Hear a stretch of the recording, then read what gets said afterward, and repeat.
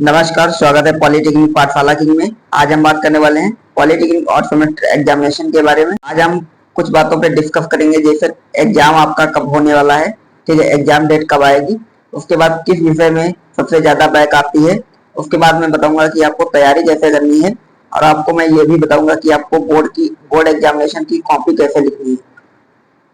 तो वीडियो शुरू करने से पहले वीडियो अच्छा लगे तो लाइक कर दीजिए और चैनल को जरूर सब्सक्राइब कर लीजिए, क्योंकि मैं पॉलिटेक्निक फर्स्ट ईयर की जितने भी इम्पोर्टेंट क्वेश्चन हैं, जितने भी सब्जेक्ट हैं उनके इम्पोर्टेंट क्वेश्चन और उनका सोल्यूशन जो है वो मैं लेकर के आ चुका हूँ। ठीक है, तो चलिए वीडियो को स्टार्ट करते हैं।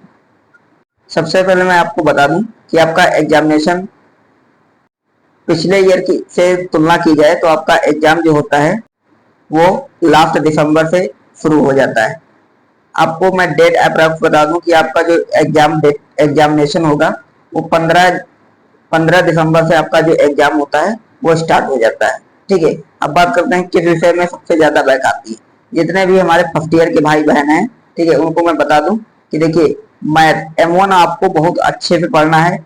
ओके, क्लियर है। उसके बाद आपका फिजिक्स आता है और उसके बाद आपका आता है कम्युनिकेशन स्किल। ये तीन सब्जेक्ट जितने आपको इजी लगेंगे उतने ही आपके खतरनाक भी होते हैं, क्योंकि इन तीनों सब्जेक्ट में कभी भी आप जो पढ़ के आते हैं वो नहीं आता है। क्लियर है। उसके बाद मैं आपको बता दूं कि एक दो क्वेश्चन आउट ऑफ सिलेबस भी आ जाते हैं, तो आपको घबराने की बिल्कुल भी चिंता नहीं करनी है। मैं आप लोगों को वो सभी क्वेश्चन कराऊंगा, ठीक है, जो एग्जाम की दृष्टि से इंपॉर्टेंट होते हैं।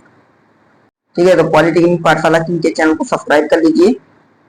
उसके बाद अगला हमारा टॉपिक है तैयारी कैसे करें। मैं आपको बता दूं, अभी चल रहा है आपका अगस्त चल रहा है।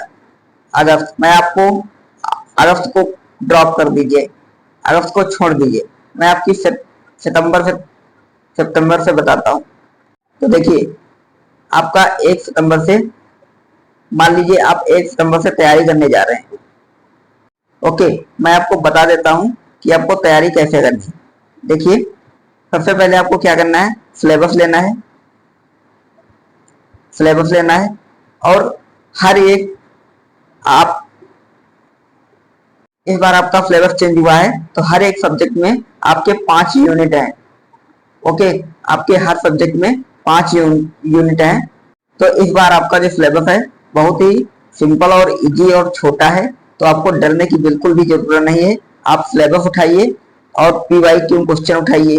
PYQ अगर आपके पास नहीं है तो मैं इस पॉलिटेक्निक पाठशाला के चैनल पे आपको मैं कराता हूँ। ठीक है, तो आप PYQ हल कीजिए और जितना भी सिलेबस है वो कवर कर लीजिए। PYQ इसलिए कह रहा हूँ क्योंकि 1 या 2 नंबर वाले क्वेश्चन जो होते हैं वो PYQ से ही पूछे जाते हैं। क्लियर है। उसके बाद मैं बताऊंगा कि आपको कॉपी कैसे लिखनी है एग्जामिनेशन में। देखिए, आपको मान लीजिए ये कॉपी का फॉर्मेट हो गया, जैसे ये कॉपी का फॉर्मेट है। ठीक है, ये कॉपी का फॉर्मेट है। इस बार आपका जो कॉपी होगा वो लाइन होगा, प्लेन नहीं होगा। प्लेन पिछली बार हुआ करता था, इस बार अब 1 साल से आपका जो कॉपी है वो लाइन बाई हो गया है। ठीक है, और आपको कैसे लिखना है, सबसे पहले पेन का इस्तेमाल करना है, वहां पे पेंसिल का इस्तेमाल नहीं करना है, क्योंकि आपकी जो कॉपी होती है वो क्या होती है, PDF फॉर्म में चेक होती है। PDF फॉर्म में चेक होती है, आपकी कॉपी की स्कैनिंग की जाती है। अगर आप पेंसिल से लिखते हैं तो आप, आपकी जो डायग्राम होता है, ठीक है, आप पेंसिल से डायग्राम बनाएंगे तो वो डायग्राम PDF में कन्वर्ट नहीं होगा, PDF में नहीं छपेगा। ठीक है, स्कैन, आपका जो डायग्राम होगा वो स्कैन नहीं होगा, तो आपका एग्जामिनर जो होता है वो नंबर नहीं देता है। उसके बाद आपको मैं बता दूं कि अगर आपको कोई भी टॉपिक नहीं आ रहा है, और जो भी आपको टॉपिक आ रहा है उसको सबसे पहले लिखना है। जो भी टॉपिक आ रहा है उसको सबसे पहले लिखना है, और जो भी नहीं आ रहा है उसको बाद में कीजिए या बीच में कीजिए। ठीक है, क्लियर है। जो मैं दोबारा फिर से रिपीट करता हूँ, जो क्वेश्चन आ रहा है, 2-4 क्वेश्चन आ रहा है तो आप स्टार्टिंग में कीजिए। अगर क्वेश्चन नहीं आ रहा है तो आप बीच में या लास्ट में कीजिए। उसके बाद आपको कुछ भी नहीं आ रहा है अगर, तो खाली कॉपी छोड़ने से तो अच्छा ही है कि आप, जैसे फिजिक्स का पेपर है तो आप फिजिक्स का ही लिखिए। ठीक है, केमिस्ट्री का मत लिख के आ जाना, वरना आपका नंबर जो है 0 कर दिया जाएगा। ठीक है, केमिस्ट्री का ही, फिजिक्स का ही लिखना है उसमें। फिजिक्स का पेपर है तो फिजिक्स का ही लिखना है, चाहे भले ही वो क्वेश्चन नहीं आ रहा है, दूसरा क्वेश्चन आ रहा है तो उसी क्वेश्चन का आप उसी क्वेश्चन नंबर डाल करके आप दूसरा आंसर उसमें लिख दीजिए, कोई दिक्कत नहीं होगी, आपको नंबर दे देगा। ठीक है, आप अगर कॉपी में कम से कम 17 से 20 पेज भर के आते हैं तो आपको मैं गारंटी के साथ कह सकता हूं कि वो आपको पास कर देगा, कंटेंट चाहे गलत हो या सही हो। तो इस वीडियो में इतना, मिलता है नेक्स्ट वीडियो में। वीडियो अच्छा लगा तो लाइक कर दीजिए और चैनल को सब्सक्राइब कर लीजिए। धन्यवाद।